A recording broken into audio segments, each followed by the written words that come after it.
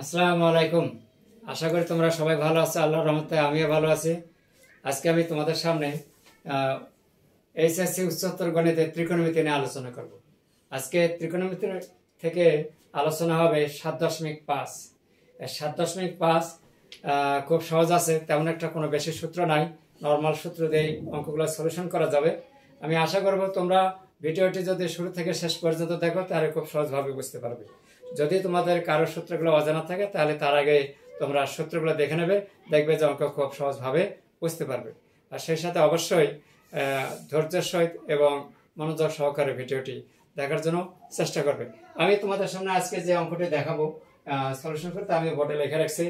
হ্যাঁ, আর বইটা হচ্ছে রূপান্তরিক প্রকাশনী থেকে। যদি তোমাদের কাছে থাকে ভালো, আর যদি না থাকে অন্য কোনো রাইটারের বই থেকে এই অঙ্কটা পাবে আর কি। তবে চলুন, এখানে প্রথমে আমি বাম অক্ষরটা লিখে নিচ্ছি। Left side 1 plus sine alpha plus cos alpha by 1 plus sine alpha minus cos alpha.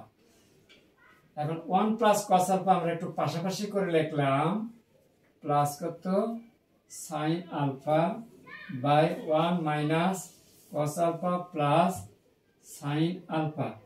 এখন 1 প্লাস কস আলফা এর মূল সূত্র আছে 1 প্লাস কস 2a সমান সমান 2 কস স্কয়ার a।